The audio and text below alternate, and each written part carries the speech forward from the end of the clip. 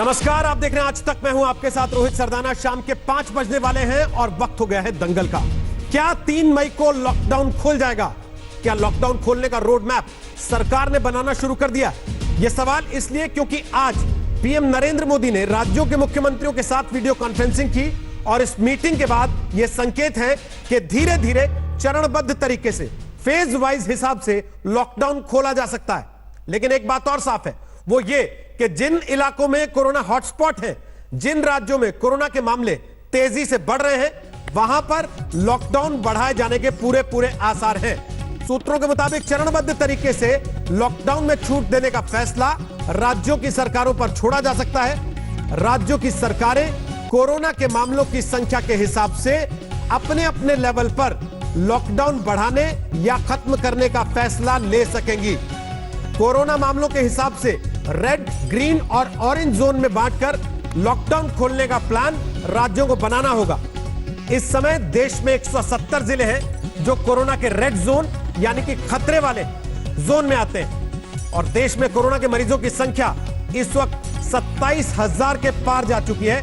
तेलंगाना पहले ही कह चुका है कि वो 7 मई तक लॉकडाउन बढ़ाना चाहते हैं। ओडिशा ने भी आज मांग कर डाली है कि लॉकडाउन को 1 महीने और बढ़ा देना चाहिए। लेकिन बाकी राज्य क्या लॉकडाउन खुलने पर सहमति देंगे? यह बड़ा सवाल है। खासतौर पर महाराष्ट्र, गुजरात, मध्य प्रदेश जैसे राज्यों में हालात चिंताजनक हो रहे हैं। ऐसे में क्या होगा 3 मई के बाद? आज का दंगल इसी सवाल पर।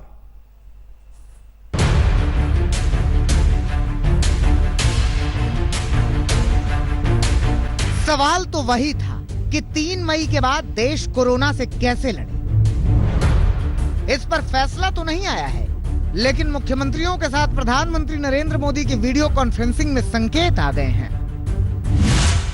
प्रधानमंत्री नरेंद्र मोदी ने कहा है कि राज्यों की कोशिश रेड जोन्स को ऑरेंज जोन और फिर उन्हें ग्रीन जोन में बदलने की कोशिश होनी चाहिए। प्रधानमंत्री की इस बात के संकेतों को यूं समझें कि जिन राज्यों में कोरोना के रेड जोन ज्यादा हैं, यानी बेहद प्रभावित इलाकों में लॉकडाउन बरकरार रह सकता है।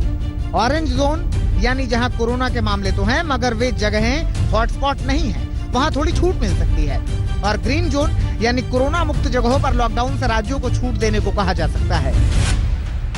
भारत में कोरोना संक्रमण फैलने को राज्यों के नक्शे पर देखें तो सबसे ज्यादा प्रभावित राज्य महाराष्ट्र है, जहां 8,068 केस और 342 मौत हो चुकी है। इसके बाद हालात गुजरात में खराब है, जहां 3,301 केस और 151 मौत हो चुकी है। दिल्ली में 2,918 केस और 54 मौतों का आंकड़ा है। राजस्थान में 2,185 मामले हैं और 33 मौत हैं, जबकि मध्य प्रदेश में 2,096 केस और 103 मौत हैं। यानी इन राज्यों के मुख्यमंत्रियों के लिए 3 मई के बाद की रणनीति बनाना सबसे कठिन होगा। मुख्यमंत्रियों के साथ प्रधानमंत्री नरेंद्र मोदी की ये चौथी वीडियो कॉन्फ्रेंसिंग थी। लॉकडाउन 2 के पहले वाली वीडियो कॉन्फ्रेंसिंग में एक तरह की आम सहमति थी कि लॉकडाउन आगे बढ़ाया जाए, लेकिन इस बार बात अर्थव्यवस्था को संभालने पर भी खुलकर हुई, जिस पर प्रधानमंत्री नरेंद्र मोदी ने कहा कि हमें अर्थव्यवस्था पर चिंतित होने की जरूरत नहीं। प्रधानमंत्री का कहना था कि लॉकडाउन के नतीजे सकारात्मक रहे हैं। देश ने पिछले 1.5 महीनों में हजारों जिंदगियां बचाई हैं। प्रधानमंत्री नरेंद्र मोदी ने यह कहा कि लॉकडाउन से निकलने के लिए सभी राज्यों को मिलकर एक रणनीति बनानी होगी। प्रधानमंत्री नरेंद्र मोदी ने यह कहा कि हमें अर्थव्यवस्था को भी देखना होगा, लेकिन ये लड़ाई लंबी है, इसको मिलकर लड़ना होगा। प्रधानमंत्री नरेंद्र मोदी ने सभी को एक मंत्र दिया कि 2 गज की दूरी का अगर हम पालन करते हैं तो इस लड़ाई को सफल बनाने में हम कामयाब होंगे। प्रधानमंत्री नरेंद्र मोदी ने यह भी साफ कर दिया कि ये लड़ाई लंबी चलनी है, इसीलिए हमको घर से बाहर अगर निकलते हैं तो मास्क और फेस को कवर करके ही निकलना होगा। दिल्ली से हिमांशु मिश्रा और अशोक सिंघल के साथ आज तक ब्यूरो। तो आपको बता दें कि हमारे साथ आज दंगल में अजय आलोक हैं, वो नेता हैं जेडीयू के। अरविंद वाजपेयी हमारे साथ हैं, वो प्रवक्ता हैं एलजेपी के। तौसीफ अहमद खान हमारे साथ हैं, वो तृणमूल कांग्रेस का समर्थन करते हैं, राजनीतिक विश्लेषक हैं। अभय दुबे हमारे साथ हैं, प्रवक्ता हैं कांग्रेस पार्टी के। और राघव चड्ढा हमारे साथ हैं, प्रवक्ता हैं आम आदमी पार्टी के। आप सबका स्वागत है दंगल में। सबसे पहले राघव चड्ढा, लॉकडाउन खोलेंगे तो कैसे खोलेंगे, क्या तैयारी है? 3 मई को खोल पाएंगे लॉकडाउन? देखिए, सबसे पहली बात तो यह है कि आज माननीय प्रधानमंत्री जी ने सभी माननीय मुख्यमंत्रियों के साथ एक लंबी विस्तार चर्चा करी, बैठक करी और हर मुख्यमंत्री के क्या सुझाव थे उस पर अमल भी किया, मुझे लग रहा है कहीं ना कहीं, और उसके नतीजे आप आने वाले कुछ दिनों में देखेंगे भी। मोटे मोटे तौर पर जो चीज उभरती हुई नजर आ रही है वो ये नजर आ रही है कि लॉकडाउन जो है उससे कुछ राज्य उसको बढ़ाना चाहते हैं और कुछ राज्यों का ये मानना है कि आर्थिक स्थिति को देखते हुए और स्वास्थ्य की जो अभी पूरा हमारा जहाँ फैल रहा है जैसे कोरोना वायरस, उसको देखते हुए कहीं ना कहीं बढ़ाने की आवश्यकता है। दिल्ली का जहां तक विषय है, दिल्ली में हम लोग हमारा ये मानना है कि जो भी केंद्र सरकार निर्णय लेगी दिल्ली के विषय में, उसका पूरी तरीके से पालन होगा और दिल्ली के अंदर आने वाले समय में जो जो गाइडलाइंस केंद्र सरकार द्वारा बताई जाएंगी उनको हम लागू भी करेंगे। साथ ही साथ दिल्ली में हमारा लॉकडाउन खोलने ना खोलने से भी बड़ी चीज ये है कि हमारा पूरा फोकस है कि कैसे जांच ज्यादा हो। लगातार ये बात निकल कर आ रही है कि जांच ज्यादा करनी चाहिए। मैं आपको बताना चाहूंगा कि पर मिलियन टेस्टिंग दिल्ली के अंदर सबसे ज्यादा है, सबसे ज्यादा टेस्टिंग दिल्ली में हो रही है। कल ही मैं आपको आंकड़े दे दूं, कल ही 3,500 टेस्ट दिल्ली में किए गए। इतने बड़े स्तर पे टेस्ट पूरे देश में कहीं नहीं हो रहा है, तो जितनी जांच होगी। आपकी सरकार को इसकी तारीफ मिलनी चाहिए अगर आप सबसे ज्यादा टेस्ट कर रहे हैं, और मिल भी रही है। लेकिन इस समय का सवाल जो हर व्यक्ति जानना चाहता है कि मुख्यमंत्रियों से जब प्रधानमंत्री मिले तो मुख्यमंत्रियों ने अपनी बात क्या रखी? अरविंद केजरीवाल ने क्या कहा? वो लॉकडाउन खोलना चाहते हैं 3 तारीख को या नहीं खोलना चाहते? देखिए, ये इतना सरल ब्लैक एंड व्हाइट क्वेश्चन नहीं है। आपको ये समझना होगा कि लॉकडाउन कोई स्थायी समाधान कतई भी नहीं है, और स्थायी समाधान जो है वो लॉकडाउन नहीं है, वो एक वैक्सीन है, एक मेडिसिन है। आज लगभग 9 मुख्यमंत्रियों ने बात रखी अपनी, उसमें दिल्ली के मुख्यमंत्री नहीं थे, 9 अन्य राज्यों के मुख्यमंत्रियों ने अपनी बात माननीय प्रधानमंत्री के सामने रखी है।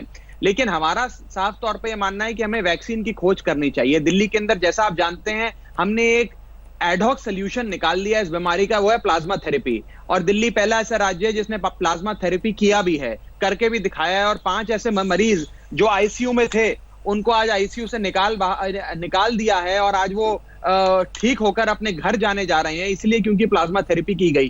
तो हमारा पूरा फोकस इलाज और वैक्सीन के प्रति है। लॉकडाउन खुलेगा या नहीं खुलेगा दिल्ली में, वो जब तक केंद्र सरकार लगभग 1 हफ्ते बाद, अभी भी 1 हफ्ता है 3 मई में, 1 हफ्ते बाद क्या निर्णय लेती है उसके आधार पे तय होगा। उनकी क्या हमारे लिए दिशा निर्देश आती है। कोई सलाह नहीं है उनको कि खोले ना खोले? नहीं, जैसा कि मैंने बताया, आज कई मुख्यमंत्रियों ने अपनी बात रखी। लगभग 9 मुख्यमंत्रियों को बोलने का मौका मिला था, उसमें दिल्ली के मुख्यमंत्री नहीं थे। वहां आप सलाह नहीं दे पाए, यहां देना चाहते हैं? बता दीजिए, शायद यहां से देख ले वो कि दिल्ली के मुख्यमंत्री के मन में क्या है। अभी 1 हफ्ता, मैं आपको वही बता रहा हूं कि लगभग 1 हफ्ता अभी भी बाकी है। आज हम 3 मई से काफी दूर हैं।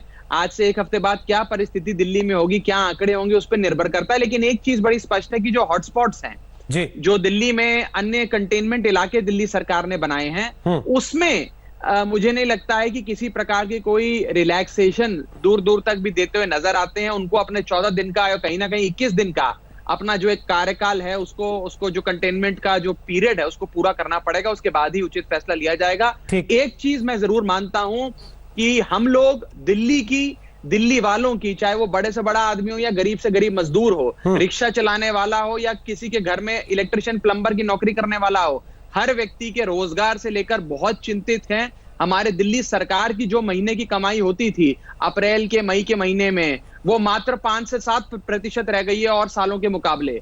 तो हम दिल्ली सरकार की और दिल्ली के लोगों की जो आर्थिक स्थिति है उसको लेकर काफी चिंतित हैं। और कहीं ना कहीं आर्थिक स्थिति को लेकर मुझे लगता है कोई निर्णय सरकार को अवश्य लेना होगा। हम इस पर आते हैं अभी। राघव चड्ढा की लॉकडाउन बढ़ता है तो क्या परिस्थितियां होंगी, राज्यों की सरकारों की क्या जरूरतें होंगी, क्या वो बातें सरकार केंद्र की सुन रही है कि नहीं सुन रही है, और अगर लॉकडाउन खुलता है तो वो किस तरीके से खोला जाना चाहिए, उसके लिए राज्यों के पास कोई रोड मैप है या नहीं है? अजय आलोक, आपकी सरकार के पास रोड मैप है कोई?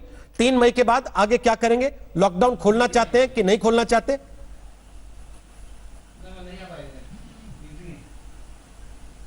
हम बिल्कुल रोहित, जैसे अभी चल रहे हैं, हमारा बिल्कुल स्पष्ट मानना है सोशल डिस्टेंसिंग और लॉकडाउन, ये 2 हथियार हमारे ऐसे हैं जिनसे अभी तक हमारे यहाँ परिणाम अच्छे आए, पूरे देश में परिणाम अच्छे आए हैं।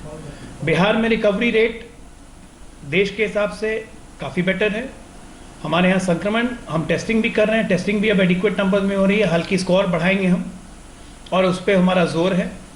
3 अलग से मशीनें हमने सिंगापुर से और मंगवाई हैं ताकि टेस्टिंग की और नंबर्स हम बढ़ा सकें।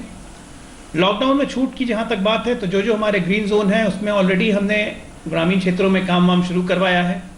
थोड़ी बहुत और छूट होगी, लेकिन जो जो अभी भी हमारे हॉटस्पॉट एरिया हैं और जहां जहां से हमारे मरीज मिल रहे हैं वहां पे कोई छूट की कोई संभावना मुझे नहीं लगती है कि अगले 15 दिनों तक हम कोई देने जा रहे हैं, जब तक कि हमें पूर्ण विश्वास नहीं हो जाए कि हमारा door to door screening almost 7 जिलों में कंप्लीट हो चुका है, 33 जिले और बचे हुए हैं जिसमें से लगभग 40% काम पूरा हो गया है। तो जब तक 40 जिले की डोर टू डोर स्क्रीनिंग करके और घर में जाके हम टेस्टिंग करने के खुद सेटिस्फाइड नहीं हो जाए, तब तक पूर्ण लॉकडाउन से हम पीछे नहीं हटेंगे। आधा खोलेंगे आधा नहीं खोलेंगे, इसको मैं ऐसे समझूं? और मैं बता दूं कि मैं कह रहा हूं पार्शियल छूट, जो हमारे ग्रीन जोन है, जिन जिलों में अभी तक मरीज नहीं आए, 18 ऐसे जिले हैं, वहां पे ग्रामीण क्षेत्रों में अर्थव्यवस्था में काफी रिलैक्सेशन है, लेकिन रोड ट्रांसपोर्ट बिल्कुल तरह से ब्लॉक्ड है। और उसके अलावा डोर टू डोर टेस्टिंग का हमें फायदा ये हुआ है कि गोपालगंज जिले में जैसे पिछले 15 दिन से कोई मरीज नहीं था, लेकिन जब हमने डोर टू डोर टेस्टिंग की और जिसमें हमें लगा कि लक्षण है, उनकी हमने जांच की, तो लगभग 700 लोगों की स्क्रीनिंग में लगभग 2 आदमी पॉजिटिव निकल गए। तो इस तरह से करके जब तक हम जिले को सैनिटाइज नहीं करें, तब तक कंप्लीट लॉकडाउन हटाना मतलब कि 35 दिनों की मेहनत पे पानी फेर देना है, और ये हम नहीं करेंगे। ओके, अभय दुबे, महाराष्ट्र में, राजस्थान में क्या प्लान? खोलना चाहते हैं लॉकडाउन या नहीं खोलना चाहते? देखिए, पहली बात तो पूरी तरह कोई भी राज्य सरकार पूरा लॉकडाउन खोलने की स्थिति में नहीं है। एक बड़ी चिंता देश के सामने जो है वो टेस्टिंग को लेकर है। लॉकडाउन का एडवांटेज जब भी है, WHO की चीफ साइंटिस्ट कहती है कि अगर भारत ये मानता है कि हमारे आधे से ज्यादा जिलों में कोरोना नहीं पहुंचा है, तो इसका आशय साफ है कि वहां टेस्टिंग नहीं की जा रही है। हमको आज जब मैं बात कर रहा हूं तो मेरे मध्य प्रदेश में 8,439 टेस्ट पेंडिंग है, और कुछ टेस्ट तो ऐसे हैं जो 20 दिन से पेंडिंग है रोहित जी। उसमें परसों सरकार ने बताया कि करीब करीब इंदौर अकेले में 125 पेशेंट्स ऐसे हैं जो 10-12 दिन पहले से पूरी तरह स्वस्थ होते हुए प्रतीत होते हैं, मगर उनकी टेस्टिंग रिपोर्ट नहीं आई है, इसलिए उनको हॉस्पिटलाइज्ड करके रखना पड़ रहा है। जहां तक राजस्थान और महाराष्ट्र का प्रश्न है, तो वहां पर भी यही स्थिति कि हम पूरी तरह लॉकडाउन कहीं भी खोलने की स्थिति में नहीं है। जहां तक आज प्रधानमंत्री जी ने बात की है, तो उसका फॉर्मेट ही ये था कि खासकर छोटे राज्यों के मुख्यमंत्रियों को अवसर दिया था। ये पहले से तय कर लिया था कि 9 चीफ मिनिस्टर्स इसमें अपनी बात रखेंगे। एक थोड़ी सी चिंता मुझे इसमें दिखाई देती है। प्रधानमंत्री जी ने राजस्थान के लेबर रिफॉर्म्स की तारीफ की है, और वो लेबर रिफॉर्म्स हैं 14-15 के। वो ये कहते हैं कि वो कंपनियां जो 100 जहां काम करते थे लेबर, उनका क्लोजर के लिए सरकार की अनुमति नहीं थी, उसको राजस्थान ने बढ़ाकर 300 कर दिया है। तो ये लेबर रिफॉर्म, जब मजदूर सबसे ज्यादा संकट में है, या लैंड रिफॉर्म्स की प्राइम मिनिस्टर ने बात की, तो वो सही समय नहीं है। हम मजबूरी का लाभ लेकर कोई रिफॉर्म करें, वो ठीक नहीं होगा, मुझे ऐसा लगता है। मगर फिर भी सारे राज्य मिलकर जो बात करेंगे वो सही होगी। आज भी देश को सबसे अधिक आवश्यकता है कि वो रैपिड टेस्टिंग पर जो 2 कंपनियों को बैन करने का ICMR ने निर्णय लिया है, ज्यादा से ज्यादा राज्य ऑप्ट करें, रैपिड टेस्टिंग करें। नहीं तो मैं एक छोटा सा उदाहरण और देता हूं। 22 तारीख को मध्य प्रदेश के चीफ मिनिस्टर पब्लिक को इंटरव्यू में ये कहते हैं कि हमारे पास 25,000 RT-PCR किट है और 15,000 RNA किट है। नेक्स्ट डे उनके हेल्थ मिनिस्टर, केंद्र के हेल्थ मिनिस्टर को कहते हैं कि हमारे पास टेस्टिंग किट समाप्त हो गई है, बहुत संकट में, हमको मुहैया कराइए। और ये सच बात है। तो राज्य सरकारों को छुपाना नहीं चाहिए। संख्या बढ़ने पर चिंतित होने की आवश्यकता नहीं। ये एश्योरेंस सारी राज्य सरकारों को राजनीतिक रूप से दबाव में ना आए, मीडिया की खबरों से दबाव में ना आए, प्रतिपक्ष भी जिम्मेदार बने। अभय जी, केवल मध्य प्रदेश की सरकार छुपा रही है, या आपको नाम केवल मध्य प्रदेश का पता है? नहीं, या बाकियों को आपकी तरफ से डिस्काउंट है? रोहित जी, एक बात मैं साफ कर दूं कि बहुत सारे राज्य ऐसे हैं जो मुझे लगता है कि इस दबाव में कि संख्या बढ़ जाएगी, टेस्टिंग कर नहीं पा रहे हैं, ये भी सच्चाई है। टेस्टिंग बढ़ा नहीं पा रहे हैं, ये भी सच है। लेकिन उसी के कारण ये आंकड़े कम दिखाई दे रहे हैं, तो ये अच्छे साइन नहीं है। लॉकडाउन का एडवांटेज जब भी मिलेगा, तब हम बहुत तेजी से इसकी टेस्टिंग करके उन लोगों को आइडेंटिफाई कर पाए। अन्यथा लॉकडाउन खोलते ही बहुत विपरीत परिस्थितियां होने वाली। ठीक है, अरविंद वाजपेयी से मैं आपकी बात का जवाब ले लेता हूं, इसके पहले कि तौसीफ खान के पास जाऊं। अरविंद वाजपेयी, लगातार पहले दिन से यह बात हो रही है कि टेस्टिंग ही नहीं हो रही, तो हमें पता कैसे लगेगा हमारे यहां बीमार कितने हैं। WHO की वो बात का हवाला जिसका उन्होंने दिया अभय दुबे ने, उसके इतर WHO ने यह भी कहा कि भारत बहुत सही तरीके से काम कर रहा है। इसके इतर WHO ने यह भी तारीफ की कि भारत ने जिस तरीके से कंटेन करने में कामयाबी पाई है, दुनिया में वैसा उदाहरण दूसरा नहीं मिल रहा है। तो फिर किसको सही माने, जो बात अभय दुबे कोट कर रहे हैं वो, या जो सरकार कोट कर रही है वो? देखिए रोहित जी, बात सिर्फ एक्सपर्ट्स की मानी जाएगी, जो एक्सपर्ट्स कहते हैं वो बात सही मानी जाएगी। देखिए अब ये कहते हैं कि टेस्टिंग कम हो रही है, तो ये सबसे ज़्यादा पॉपुलेशन हमारी कंट्री की है, 130 करोड़ यहाँ पे जनसंख्या है, तो 130 करोड़ की तो टेस्टिंग नहीं हो सकती। देखिए टेस्टिंग होना चाहिए, इस बात में कोई डिस्प्यूट नहीं है, टेस्टिंग ज़्यादा से ज़्यादा होना चाहिए, इसमें भी कोई डिस्प्यूट नहीं है।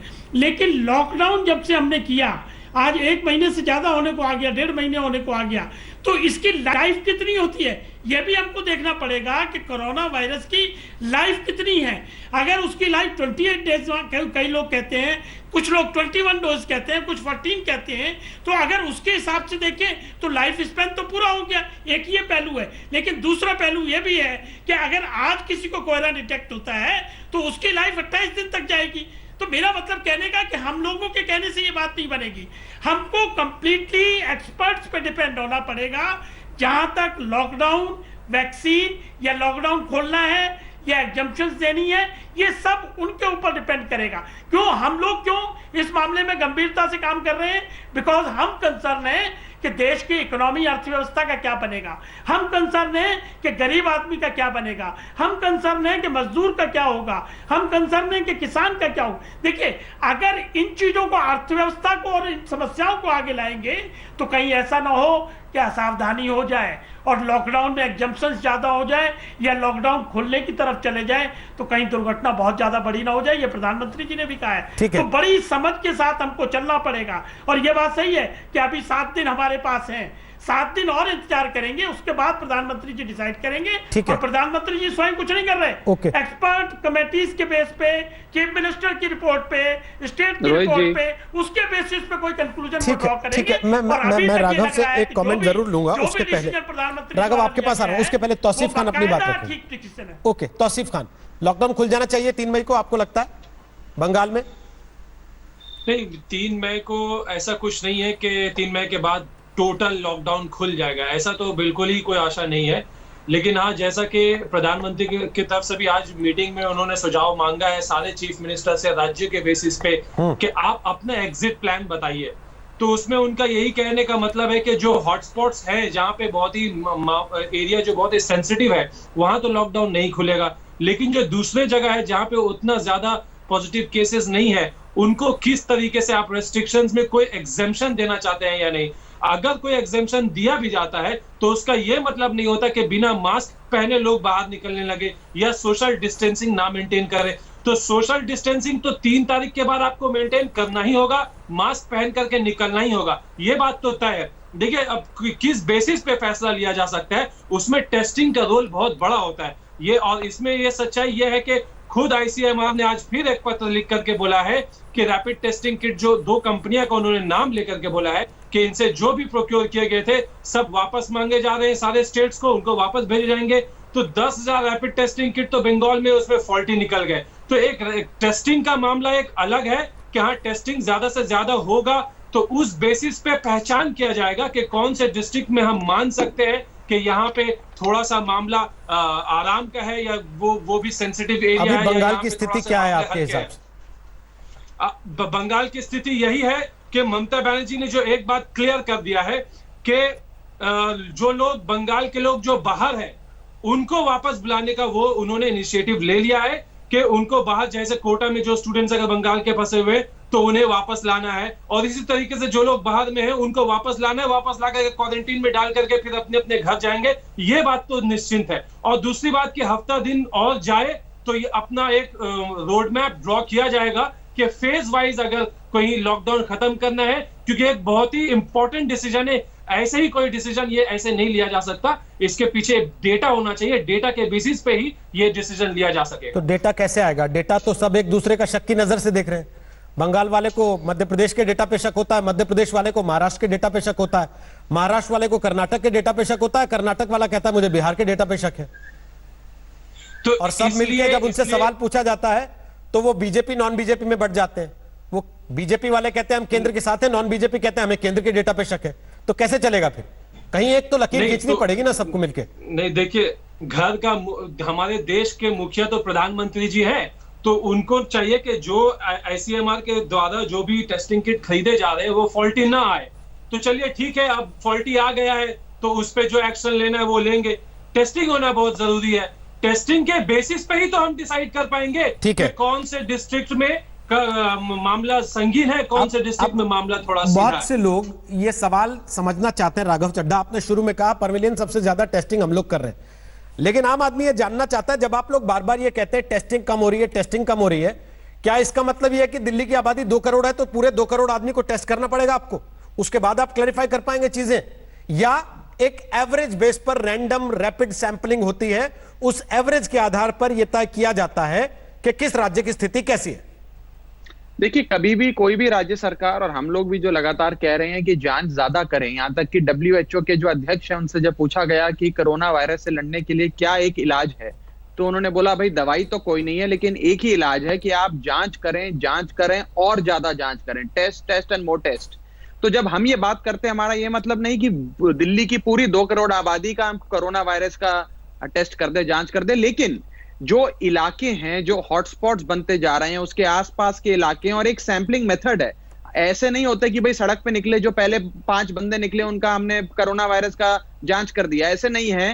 पूरे डॉक्टर्स द्वारा रैंडम सैंपलिंग, साइंटिफिक सैंपलिंग के मेथड्स हैं जिसके हिसाब से आप ज्यादा जांच करते हैं। मैं आपको एक उदाहरण देता हूं।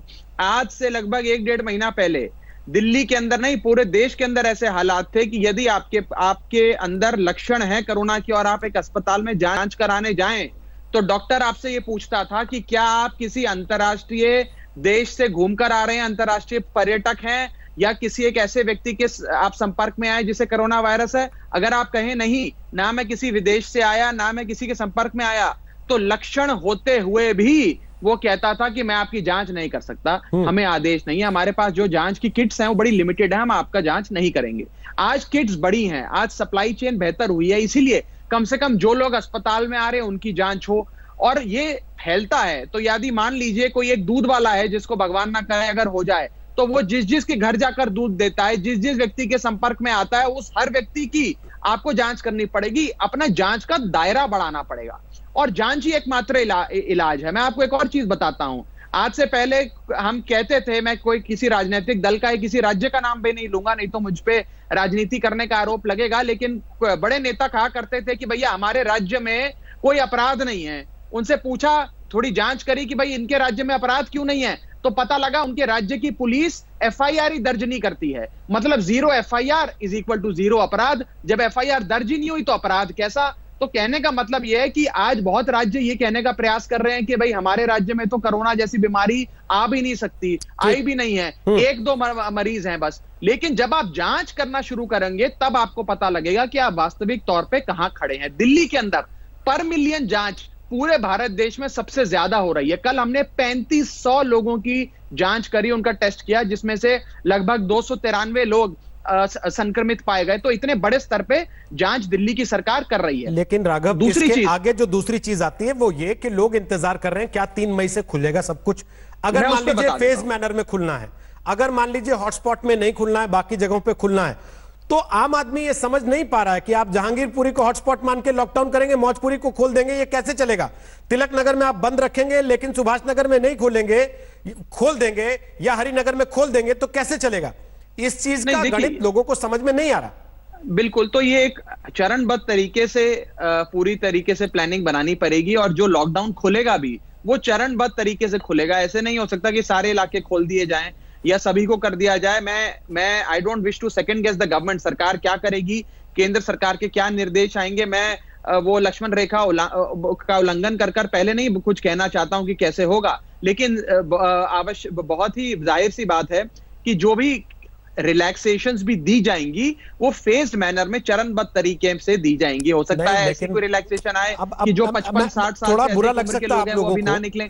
आप सभी लोगों की सलाहों पे ही केंद्र सरकार ये कह रही कि हम काम कर रहे हैं, और आप सब लोग भी इस बात को अलग अलग पार्टियों से होते हुए ये स्वीकार कर रहे हैं, राज्यों के मुख्यमंत्री, की हां हमारी सलाहें सुनी जा रही हैं, उनको अमल में भी लाया जा रहा है। लेकिन अजय आलोक, ये सवाल तो उठेगा ना कि आप जो बीच बीच में रिलैक्सेशन दे रहे हैं उसमें आप कहते हैं कि साहब बिजली वाला काम कर सकता है लेकिन बिजली के सामान की दुकान नहीं खुलेगी, प्लम्बर आपके घर आ सकता है लेकिन सैनिटरी वेयर की दुकान नहीं खुलेगी, तो फिर उसका फायदा क्या है? तो फेज मैनर में अगर काम होना है, चरणबद्ध तरीके से काम होना है, तो उन चरणों में आपस में कहीं ना कहीं कोई साम्यता तो दिखनी चाहिए। अजय आलोक। बिल्कुल सही बोल रहे हैं आप रोहित, आपकी बात बिल्कुल 100% सही है कि अगर हम प्लम्बर को अलाउ कर रहे हैं तो हमें सैनिटरी वेयर का दुकान भी खोलने पड़ेंगे। अगर हम एसी वालों को अलाउ कर रहे हैं तो एयर कंडीशनिंग के पार्ट्स भी मिलनी चाहिए। इसी तरह से मोटर मैकेनिक तो ऑटो स्पेयर पार्ट्स भी खुलने चाहिए। तो हमारी सरकार ने कुछ कुछ एरियाज में इन सब दुकानों को खोलने पे भी विचार हो रहा है। तो एक संपूर्ण गाइडलाइन क्या होगी, उसका एक खाका तैयार होगा जिले दर जिले में, हर जिले में कहाँ कहाँ किस किस एरिया में ये सब दुकानें हम खोल सकते हैं, कौन कौन से उद्योग को शुरू कर सकते हैं, किस किस बातों को कर सकते हैं। तो ये सब फेज वाइज मैनर में होगा और हर राज्य सरकार को अपने राज्यों की स्थिति देखते हुए, अपने जिलों की स्थिति देखते हुए इसकी प्लानिंग करनी पड़ेगी, अपने एरिया की प्लानिंग करनी पड़ेगी। केंद्र सरकार ने अपनी तरफ से, मुझे यहां तक लगता है केंद्र सरकार बिल्कुल ये ऑटोनॉमी राज्यों को देगा कि वो अपने राज्य में लॉकडाउन खोलने का फैसला, रखने का फैसला, किस ढंग से लागू करने का फैसला, ये तमाम राज्यों को केंद्र देगा ताकि वो अपने अपने हिसाब से निर्धारण कर सके। केंद्र का काम है जनरलाइज में पूरे देश की मॉनिटरिंग करना और हर राज्य को सहायता देना। वो काम अपना केंद्र बदस्तूर जारी रखेगा और जहां जहां अति आवश्यक मदद की जरूरत पड़ेगी वहां केंद्र बिल्कुल खड़ा रहेगा। अब राज्यों को तय करना है, जैसे बिहार में हमको तय करना है, झारखंड ने अलाउ कर दिया कि वो सीमा बिल्कुल रिलैक्स नहीं करेंगे। उड़ीसा चाहता है कि वो 1 महीने तक लॉकडाउन को एक्सटेंड कर ले। बिहार को अगर ये लगने लगता है कि 5 मई के बाद उनको लॉकडाउन की आवश्यकता नहीं है, वो अपने लोगों को छूट देने की सोचते हैं, तो जो आदमी काम करता है उड़ीसा में या तेलंगाना में, उसका भविष्य क्या होगा? वो तो परेशान है इस बात को लेकर कि मैं आगे क्या करूंगा, क्योंकि जहां उसको काम करना है वो बंद है, या आप बंद रखते हैं और दूसरी जगह खुल जाता है जहां उसका कामकाज है, तो वो क्या करेगा? देखिए, ये बात आपकी बिल्कुल सही है कि लोगों को परेशानी तो हो रही है। आज 33 दिन हो गए हैं, बिल्कुल लोगों को परेशानी हो रही है, लेकिन लोग जान रहे हैं कि ये परेशानी कोई जानबूझ के नहीं दे रहा है। हालात ऐसे हैं कि लोगों को कॉम्प्रोमाइज तो करना पड़ेगा। आप इसमें कुछ मदद नहीं कर सकते हैं। स्थानीय स्तर पे आप लोगों को जितनी मदद कर सकें कर सकते हैं, लेकिन अगर आप ये सोचें कि बिहार का व्यक्ति का काम उड़ीसा में है और उड़ीसा ने राज्य की सीमाएं सील की हुई हैं, वो व्यक्ति कैसे जाएगा, तो ये परेशानी तो होगी, इसमें कोई शक नहीं है। और ये परेशानी झेलने के लिए पूरा देश तैयार भी है, क्योंकि लॉकडाउन कोई अपनी मर्जी से, अपनी खुशी से कोई किन्होंने नहीं लिया है। ये मजबूरी है हमारी और यही हमारी समस्या का निदान भी है। इसलिए कुछ नहीं होगा, जैसा भी है वास्तव आज की स्थिति के हिसाब से 4 तारीख को तमाम राज्य सरकारें निर्णय लेंगी और केंद्र सरकार भी निर्णय लेगा। मेरा यही कहना है और लोग तैयार रहे। अभी 1 महीने की लड़ाई और है। आप कह रहे हैं मजबूरी है, ये हर कोई जानता है मजबूरी है। उसके बावजूद अभय दुबे की पार्टी ने कहा ना अभय जी कि लॉकडाउन बड़ा अनप्लान्ड फैसला था, डिमोनेटाइजेशन की तरह लोगों की ऐसी की तैसी कर दी गई। तो ये प्लान्ड लॉकडाउन कैसे होता सर? उसकी प्लानिंग क्या होती है? देखिए, हजारों मजदूर आज भी सड़कों पर छोड़ दिए गए, आज भी जब हम बात कर रहे हैं। तो इसलिए आपको ये फैसिलिटेट करना था, ये तय करना था पहले से कि उन मजदूरों का क्या होगा जो दूसरे राज्यों में फंसे रह जाएंगे। आज अगर राज्य सरकारें कोशिश करके बसों के माध्यम से छात्रों को, मजदूरों को बुलाने की कोशिश करती, तो मुझे लगता है कि ये पहले प्लान कर लिया जाता तो इतनी पीड़ा और वेदना नहीं होती। 2 बातों पर मैं जरूर प्रकाश डालना चाहता हूं। आपने एक तो टेस्टिंग का जो प्रश्न किया था, उस टेस्टिंग में आज कम्युनिटी स्प्रेड नहीं हुआ है अभी हिंदुस्तान में रोहित जी। तो एक सुविधा हमारे पास यह है कि 3 प्रकार के हॉस्पिटल्स हमने चिन्हित किए हैं, रेड, येलो और ग्रीन। येलो वो हॉस्पिटल्स हैं जहां पर लक्षण होते हैं, तो लक्षण वाले हॉस्पिटल्स में हमको टेस्टिंग करनी पड़ेगी तेजी से, और लक्षण के साथ उनके आसपास जो ट्रेस करके वहां टेस्टिंग करनी पड़ेगी। तो अभी तो नियंत्रण में है टेस्टिंग हमारे लिए। जो सबसे बड़ा प्रॉब्लम आज है वो है एग्रीकल्चर सेक्टर का, क्योंकि रबी की फसल खड़ी हुई है। राज्य सरकारें कोशिश कर रही है सामूहिक रूप से, मगर वो जो प्रिक्योरमेंट है वो अभी करीब 20% तक ही पहुंचा है और कुल उत्पादन का सिर्फ 26% केंद्र की सरकार खरीदती है। तो जो 74% अनाज है उसका खरीदार है ही नहीं, क्योंकि लॉकडाउन है। तो सबसे बड़ा 50% भारत का हिस्सा, जिसमें करीब 60% लोग निर्भर करते हैं, वो बहुत बड़े संकट में है।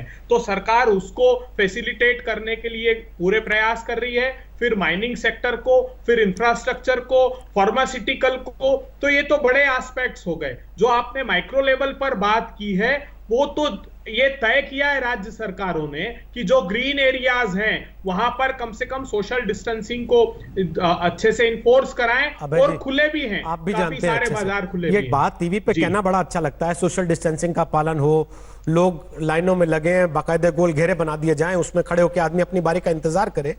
कभी बाजार जाके देखिए ना, अभी चले जाइए शाम को, आज देखिए क्या हालात होती है वहां पर, और देखिए कितनी सोशल डिस्टेंसिंग का सम्मान वहां पे हो रहा है। नहीं रोहित जी, एक चीज और उसमें आप भूल जाइए कौन से राज्य में आप खड़े हैं, भूल जाइए आप कांग्रेस शासित राज्य में हैं, केंद्र शासित प्रदेश में हैं, या बीजेपी शासित राज्य में हैं, या किसी और पार्टी शासित राज्य में। आम आदमी हर जगह एक ही तरीके से व्यवहार करता है। देखिए, दो उदाहरण है मेरे पास, मैं आपको बहुत अच्छा एग्जांपल देता हूं। दो एरिया मैंने ऐसे देखे हैं। एक क्षेत्र था जहां पर सरकार ने कहा कि 4 घंटे के लिए दुकानें खुलेगी और लोग सोशल डिस्टेंसिंग से वहां सामान ले लें। और एक एरिया था जहां पर एक एडमिनिस्ट्रेटर ने तय किया कि सुबह 9 बजे से रात 12 बजे तक दुकानें चालू रहेगी, जिसको भी लेना है वो सोशल डिस्टेंस। तो जहां 12 बजे तक आपने विंडो दी है वहां पर बहुत अच्छे से सोशल डिस्टेंसिंग का पालन हुआ। तो सरकार ये भ्रांतियां निकाल दे कि कम समय, जब भी कम समय दोगे तो एक साथ लोग भीड़ लगाएंगे। लोगों को जब पता होता है कि हमारे पास स्पान अच्छा है तो वो कम, तो आपको 24 ही घंटे खोल देनी चाहिए थी दुकानें, कि आदमी जब चाहे तब जाके ले ले सामान। दूसरी आज तक अगर ऐसी ही बात है तो देश का, एक मिनट, आज तक देश में सबसे ज्यादा देखा जाता है, मैं एक आग्रह आपके चैनल के माध्यम से करता हूं, हो सकता है मेरी बात प्रधानमंत्री जी तक पहुंचे और रामविलास पासवान जी तक। पूरे देश में एक तकलीफ है, जो एक क्वालिटी को लेकर उपभोक्ता मामले के मंत्रालय ने प्रोक्योरमेंट में एडवाइजरी जारी की हुई है कि अगर गेहूं की चमक या अनाज की चमक और डैमेज होगा तो वो प्रोक्योर नहीं करेंगे। बहुत सारे सेंटर पर प्रधानमंत्री जी और रामविलास पासवान जी, उस आपके आदेश के कारण तकलीफ आ रही है। मैं आपसे इस चैनल के माध्यम से गुहार करता हूं, उसको विड्रॉ कीजिए और आज घोषणा कीजिए कि सारा अनाज किसानों का, आपकी बात में अरविंद वाजपेयी ट्रालियों में के हवाले कर रहा हूं, वो जवाब देंगे इस पर। उसके बाद राघव चड्ढा आपके पास आ रहा हूं एक सवाल लेकर। अरविंद वाजपेयी, जवाब दीजिए उनकी बात। यस, देखिए अभय दुबे जी, शायद आपको जानकारी नहीं है कि ये जो आप जानकारी टीवी पे दे रहे हैं ये गलत जानकारी दे रहे हैं। देखिए, किसी भी उसकी 3 क्वालिटीज होती है, ए ग्रेड, बी ग्रेड और सी ग्रेड। एक सेकेंड, और तीनों की तीनों ग्रेड खरीदे जा रहे हैं, और उसके बाद भी अगर कोई क्वालिटी आती है तो उसकी बाकायदा डायरेक्शन दी हुई है कि वो किस रेट पे दिया जाएगा। तो ये गुमराह ना करिए, वैल्यू कट नहीं करें, समय नहीं है, वैल्यू कट नहीं करें। देखिए, जानकारी लेके हम बैठते हैं, हम बिल्कुल जानकारी लेके बैठते हैं। मैंने फिर दोबारा बता देता हूँ, पिछली बार भी वैल्यू कट नहीं करेंगे। देखिए, जो एमएस, सुनिए ना, आज अरे सुनिए तो सही, उदाहरण है, पिछली बार को भूल जाइए के वीडियो आए इस बार की जहां बात वापस लौटाया गया है। सर एक एक करके बात कर लीजिए। अभय दुबे जी सुन तो लीजिए ना, एक एक करके बोल लीजिए भाई। देखिए, सुन लीजिए ना बात को। देखिए, as far as the policy decision is concern, वो प्रॉपर तरीके से लिए है। अगर इक्का दुक्का सेंटर पे कोई दिक्कत आती है उसको बाकायदा देखा जाएगा, इसलिए गुमराह करने की कोशिश न करिए। देखिए, ये सरकार पूरे तरीके से हर सेक्टर को, गरीब को, अमीर को, मिडिल क्लास को, सभी फैक्ट्री को, इंडस्ट्रीज को, सबको लेके साथ चल रही है और सबकी समस्याओं को समाधान करने की कोशिश कर रही है। लेकिन ये तो मानिए, ये मानिए 27/3 का आदेश इस वक्त क्या हालात हैं। हमको कोरोना से लड़ना है, हमको कोरोना से लड़ना है माय डियर फ्रेंड। हम लॉकडाउन पूरी तरीके से अगर खुल जाएगा तो उसके बाद कहीं ऐसा ना हो हौच पौच हो जाए, और जो हमने ये 37 दिन 35 दिन की लड़ाई अपने आप से लड़ी है, कहीं वो सब जाए ना चली जाए। नहीं सर, मेरा इतना कहना है, खोलना है, अरविंद जी, नहीं खोलना है, अरविंद जी, प्रधानमंत्री जी पे छोड़िए। अरविंद जी, हमारी अपील होगी कि राज्य सरकारों पर भी ना छोड़ा जाए। नहीं, अगर लॉकडाउन खोलने का डिसीजन उन पे छोड़ दिया तो भी मामला गड़बड़ा सकता है। ठीक, चलिए मैं इसी सवाल पर आने वाला था। मेरा कहना, आप जनता के हित के लिए लड़िए, कोई बात नहीं, कोई आपत्ति नहीं करेगा, लेकिन जनता के हित के लिए लड़िए। राजनीतिक पार्टियां अपने हित के लिए लड़ती हैं, इसलिए लोगों को बुरा लग जाता है। राघव चड्ढा, मैं एक सवाल लेके आ रहा हूं, जो इन्होंने कहा कि राज्यों पर फैसला मत छोड़िए, केंद्र खुद तय कर ले कि कब खोलना है कब नहीं खोलना। अभी जिस समय हम बात कर रहे हैं, दिल्ली और हरियाणा के बीच में तनातनी चल रही है मंत्रियों के बयानों को लेकर। हरियाणा वाले कह रहे हैं कि साहब इधर से किसी को आने मत दो, उधर से हम सब्जी नहीं जाने देंगे, उधर से कल को कह देंगे दूध नहीं जाने देंगे, रोजमर्रा की चीजों के सामान नहीं जाने देंगे। तो फिर कैसे चलेगा? ये तो कहीं ना कहीं एक लकीर ड्रॉ करनी पड़ेगी ना, और वो लकीर कौन ड्रॉ करेगा? देखिए, मैं राजनीति से ऊपर उठकर बात करना चाहूंगा, और मैंने प्रयास भी यही किया है। लेकिन यदि आप हरियाणा सरकार के मंत्रियों के और कुछ एक आध मंत्री की बात कर रहा हूं, मैं उनके बयान सुने तो साफ नजर आता है कि इस आपातकाल की परिस्थिति में, इस महामारी में भी वो अपनी राजनीतिक रोटियां सेकना चाहते हैं। उन्हें लगता है कि न जाने आम आदमी पार्टी अगला हरियाणा का चुनाव लड़कर जीत ना जाए और उनकी राजनीति समाप्त ना हो जाए। मैं आपको उदाहरण देता हूं, मैं जल बोर्ड का उपाध्यक्ष हूं। हम पूरी पानी की, सीवर की व्यवस्था दिल्ली में जल बोर्ड चलाती है। आज जल बोर्ड के कितने कर्मचारी जो पानी के टैंकर से लेकर, ट्यूबवेल ऑपरेटर से लेकर, फिटर से लेकर, प्लम्बर से लेकर नौकरी करते हैं, जो हरियाणा में रहते हैं, उत्तर प्रदेश में रहते हैं और रोज बॉर्डर पार करके आते हैं। उन सबके पास डीएम द्वारा और लोकल पुलिस द्वारा दिए गए पासेस हैं, लेकिन हरियाणा सरकार ने उनकी एंट्री बैन कर दी, उत्तर प्रदेश सरकार ने उनकी दिल्ली आना जाना बंद कर दिया। यदि इस प्रकार से जो रोजमर्रा के एसेंशियल सर्विसेज में जो लोग काम कर रहे हैं, यदि आप उनके आने जाने पर रोक लगाएंगे तो केवल दिल्ली को नुकसान नहीं होगा, हरियाणा को भी नुकसान होगा, उत्तर प्रदेश को भी नुकसान होगा। जब भी लॉकडाउन की भी जब परिकल्पना माननीय प्रधानमंत्री जी ने करी तो उन्होंने भी एसेंशियल सर्विसेज जो है उनको छूट दी। न जाने क्यों आज हरियाणा की सरकार, उत्तर प्रदेश की सरकार इस पर भी राजनीति कर रही है, इस पर भी उलझुल बयानबाजी हमारे खिलाफ कर रही है कि न जाने हम उनके राज्यों में कोरोना फैला रहे हैं। इस समय मुझे लगता है राजनीति से ऊपर उठकर सबको एकजुट होकर काम करना चाहिए। आज माननीय प्रधानमंत्री जी हमारी बात सुन रहे हैं, हम माननीय प्रधानमंत्री जी को अपने सुझाव देते हैं। भारत सरकार हो और तमाम राज्य सरकारें हो, सब मिलकर एकजुट, एक ध्वज के तले इस युद्ध को लड़ रही हैं। एकजुट होकर हमारा देश कोरोना से लड़ रहा है और इस यूनिटी को, इस एकजुटता को हमें एक पार्टीबाजी और दलगत राजनीति से खोना नहीं है। और आज भी मैं ये कहना चाहूंगा साफ तौर पे कि आज अभी कोई चैनल पे कह रहे थे कि भाई राज्यों से सलाह ही नहीं लेनी चाहिए, केंद्र कोई फैसला ले लेना चाहिए। हमारे देश में एक संघीय ढांचा है, एक फेडरल स्ट्रक्चर है भारत के संविधान में। यदि राज्यों की नहीं सुनी जाएगी कि राज्य किस प्रकार थोड़ा सा सुनने में मुझे लगता है चूक है। उन्होंने कहा कि फैसला केंद्र को करना चाहिए, राज्यों को अलग अलग समय पर, अलग अलग तारीख पर लॉकडाउन खोलने की छूट ना मिले। जैसे एक दिन से लागू हुआ पूरे देश में, वैसे खोलने का फैसला भी केंद्र सरकार कर ले। अरविंद वाजपेयी ने जो बात कही मुझे ऐसे समझ में आई। अब मैं इसका जवाब जरा तौसीफ खान से लेना चाहता हूं। कह ही रहे हैं, ठीक है, आपने तो पहले कहा कि केंद्र तय करेगा, क्योंकि आपकी मजबूरी ये भी है कि आप देश की राजधानी भी हैं। आप उस नहीं, हमारी दो मजबूरियां हैं, हमारी दो मजबूरियां हैं। एक तो हम देश की राजधानी है, हम एक विशेष राज्य हैं, और हम एक विशेष इस संदर्भ में भी हैं रोहित जी कि देश की मात्र 2% आबादी दिल्ली में रहती है, लेकिन कोरोना वायरस के 12% देश में जितने मामले आए उसके 12% मामले दिल्ली में है। तो 2% आबादी लेकिन 12% मामले, ये वास्तविकता है दिल्ली की। तौसीफ खान, राज्य अपने तय करे कि कब किसको खोलना है और कितना खोलना है। नहीं, जब केंद्र सरकार ने या प्रधानमंत्री ने ऐसा बात बोला है कि उन्होंने सारे राज्यों से एक प्लान मांगा है, एग्जिट प्लान कि मांगा, आप किस फेज वाइज में एग्जिट प्लान जो उन्होंने मांगा है, तो जरूर इसके पीछे एक सोच है। उनको, प्रधानमंत्री के पीछे एक टीम है जो काम करती है, जो उन्होंने बताया है लॉकडाउन लागू कर देना एक दिन में संभव था, इसलिए लॉकडाउन एक दिन में लागू कर दिया गया। लेकिन लॉकडाउन हटा देना एक दिन में भारत जैसे इतने बड़े देश में संभव नहीं है, इसलिए उन्होंने एग्जिट प्लान मांगा है। अब ये जो बातें होती हैं, जो प्रैक्टिकल सवाल जो उठते हैं कि हरियाणा से दिल्ली, अगर एक राज्य से दूसरे राज्य अगर सामान के आने जाने में रोक लग जाए या उसमें सील एरिया में कैसे आ जाए, तो उसका भी मसला हल निकल जाएगा। अगर सामान के तो मूवमेंट, जरूरी सामान की मूवमेंट तो चालू है। अभी कोटा से स्टूडेंट्स को भी मंगाया गया, तो स्पेशल परमिशन लाके लोगों को मूवमेंट भी चालू है।